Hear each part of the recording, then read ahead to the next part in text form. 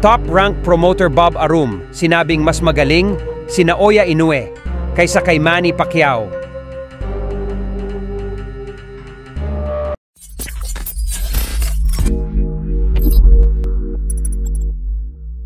Sa larangan ng boxing, kakaunti lang ang mga pangalan na mas nakilala kaysa kay Manny Pacquiao.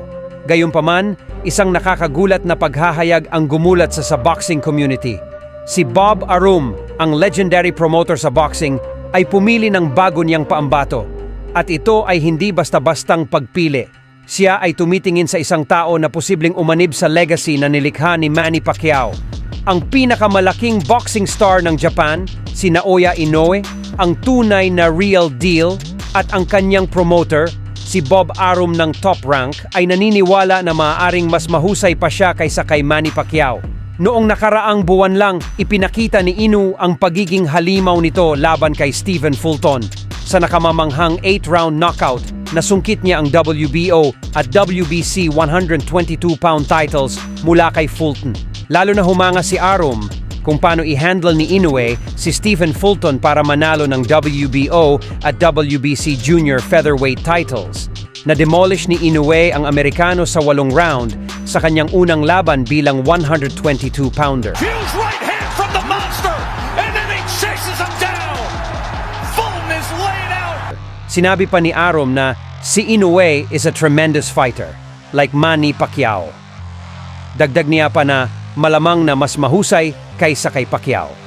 Ito ay nagmula mismo kay Arum na nag-promote kay Pacquiao sa halos lahat ng kanyang tanyag na karera. Sa potensyal ni Inoue, nakikita ni Arum ang bright future sa Japanese boxer. Simula sa 108 pounds, ang versatility ni Inoue ay maaaring makita siyang umakyat pa sa lightweight limit na may 135 pounds. Samantala, si Manny Pacquiao mismo ang nagpahayag ng interes sa pagmentor kay Inoue sa mga pagbabago sa timbang. Gayunpaman, kwenestiyon ni Arum to, ano ang idaragdag niya kay Inoue? Tila tiwala siya na walang kulang kay Inoue.